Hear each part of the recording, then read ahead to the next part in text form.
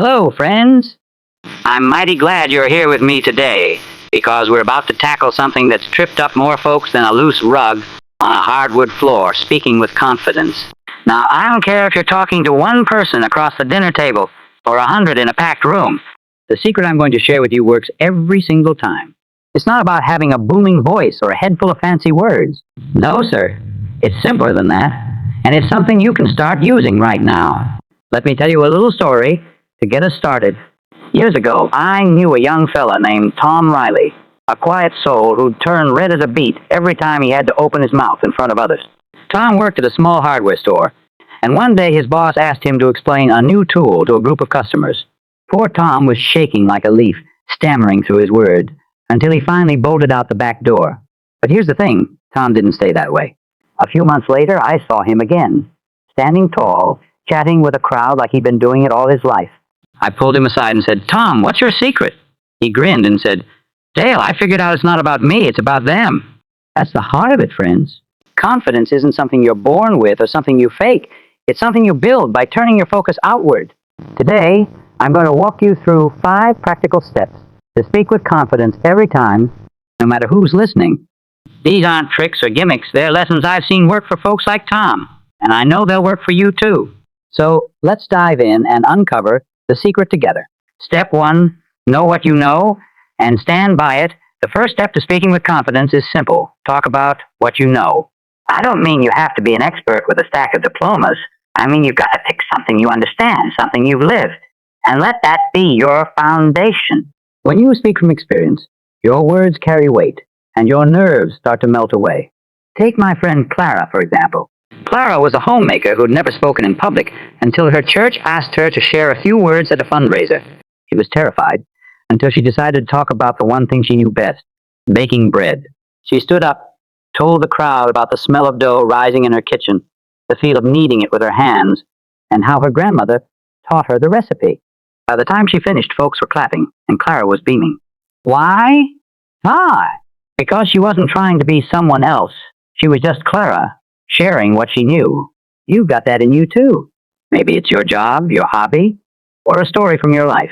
Next time you're asked to speak, don't reach for something grand or unfamiliar. Start with what's real to you. If you're talking to your coworkers, tell them about that project you nailed last week. If it's your friends, share that fishing trip you'll never forget. In 5 minutes of prep, pick your ground and stand on it. That's where confidence begins. Step 2, picture success. See it before you say it. Here's a little trick that's worked wonders for me and countless others. Before you open your mouth, see yourself succeeding. I don't mean daydreaming about applause. I mean painting a clear picture in your mind of your words landing just right, of folks nodding and smiling as you talk. It's like rehearsing without moving your lips. I learned this from a fella named Eddie, a salesman I met in Street Louis. Eddie had to pitch products to tough crowds every day, and he used to freeze up something awful. One day, he told me, "Dale, I started closing my eyes for a minute before every talk. I'd see the room, see the people leaning in, see myself finishing strong. And you know what? It started happening for real. Eddie wasn't magic. He just gave his mind a roadmap to follow, and his confidence followed suit." You can do this anywhere, in your car, at your desk, even in the bathroom mirror. Take 30 seconds before you speak, and picture it going well. See their faces light up when you make your point. Hear yourself speaking clear and steady. When you step up, your brain's already been there, and your nerves won't know what hit them. It's a small step, but it's a game changer. Step 3, talk to one person. Even in a crowd now, here's a secret that'll set you free. No matter how many people are listening, speak like you're talking to just one. Crowds can feel overwhelming, all of those eyes staring back at you. But if you pick one friendly face and talk to them, the rest fades away. It's like having a conversation over coffee instead of a lecture on a stage. I saw this in action with a gal named Margaret, a librarian who had to give a presentation to a big group of parents. Margaret was petrified until she spotted her friend Jane in the 3rd row.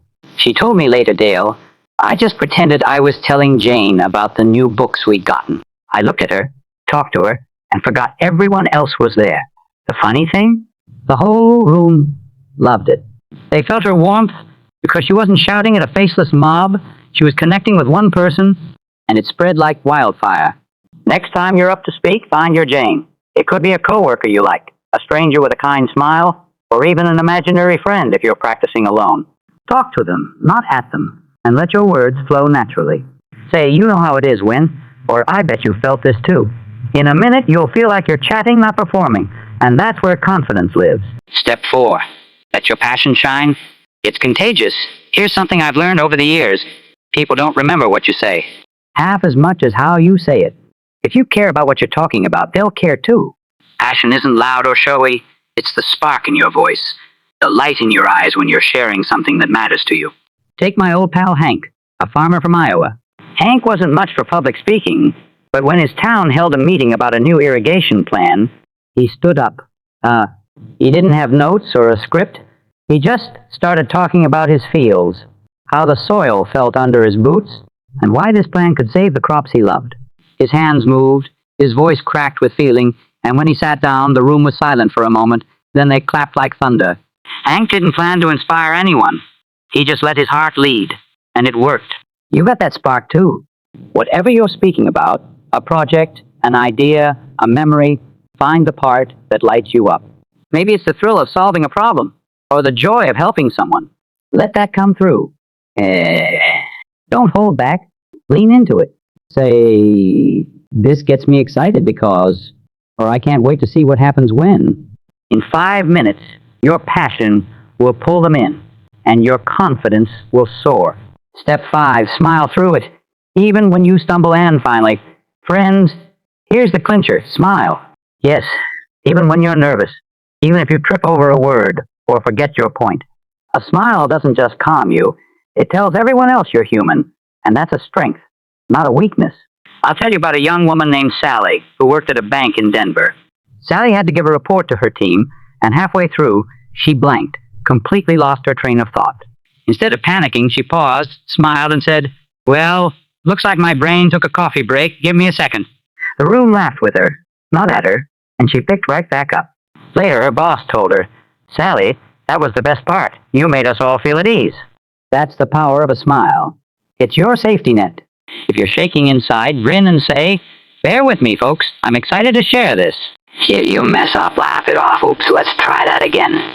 In a minute, you'll turn a stumble into a step forward, and your confidence will shine brighter than ever. Now, friends, let's keep this fire burning. You've got the 5 steps in your hands.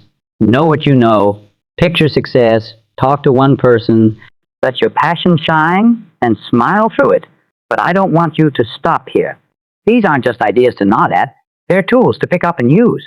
So let's dig a little deeper with more stories and examples, because nothing drives a point home like seeing it work in real life. I've watched folks transform from tongue-tied to terrific with these steps, and I'm betting you'll see it too. Ready? Let's go! Let's start back with that first step, talking about what you know, because it's the rock you'll stand on every time you speak. You don't need to be the smartest person in the room.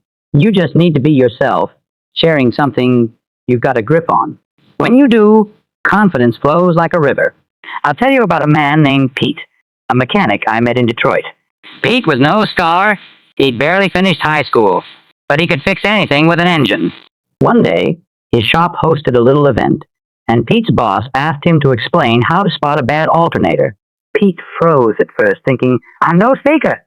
But then he took a breath and started talking about what he knew. The hum of a car, the smell of oil, the way a wrench feels when you're turning it just right. He didn't use big words, he just told it straight.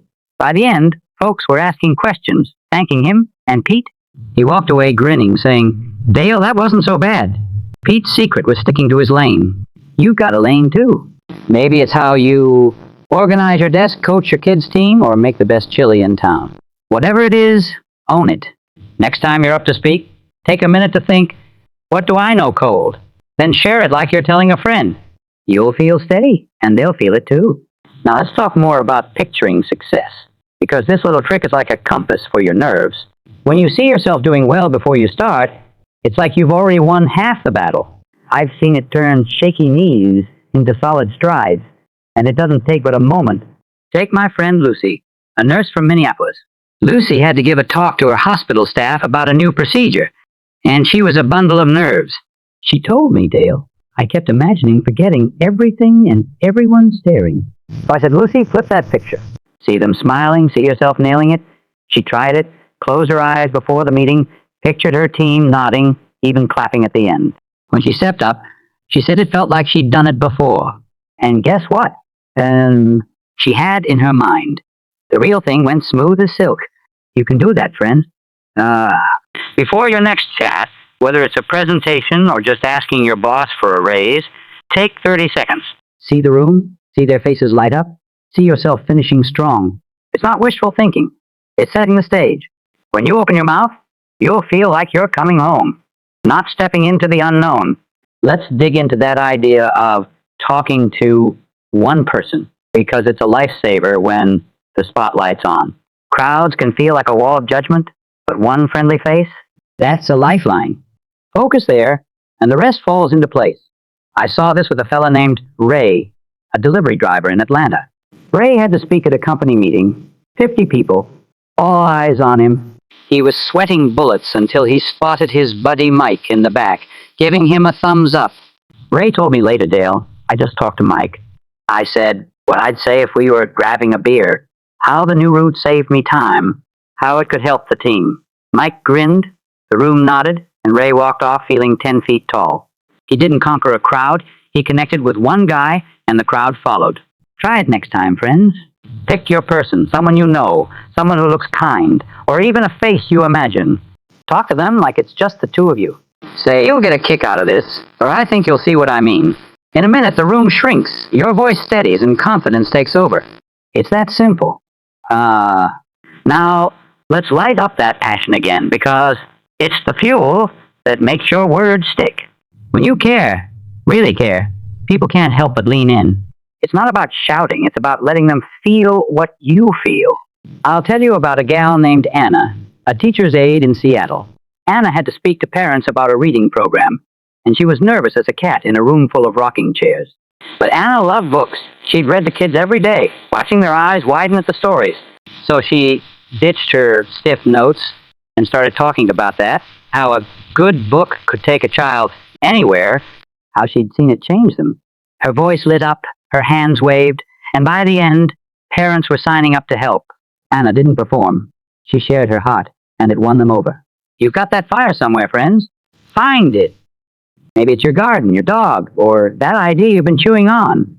When you speak, let it show. Say, this gets me going every time, or I could talk about this all day.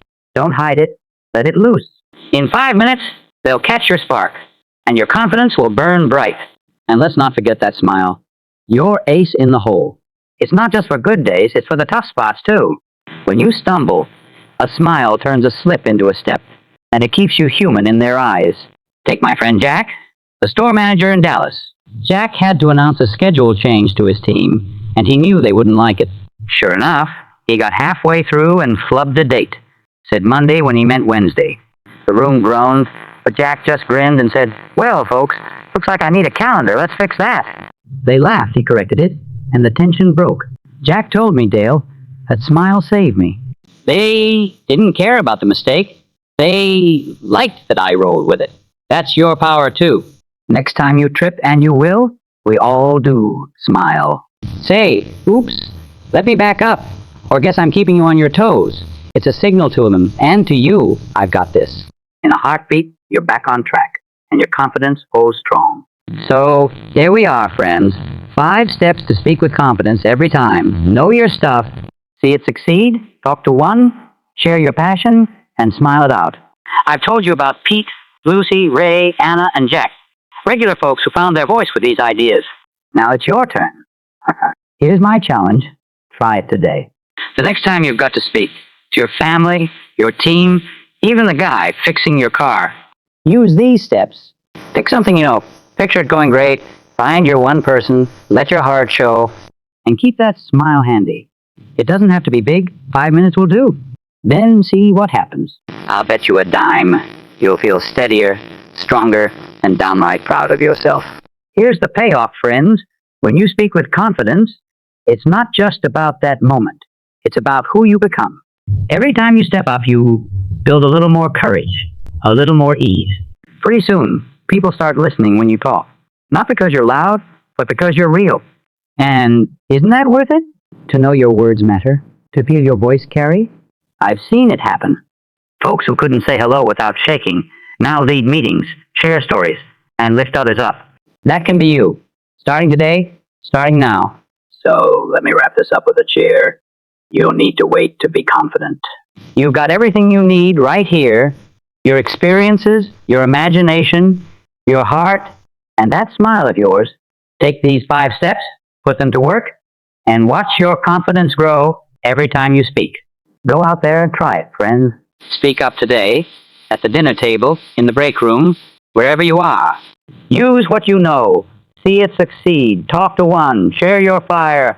And smile through it all. Then come back and tell me how it felt, because I know you'll have a story worth hearing. The secret's yours now. Run with it, and let your voice shine.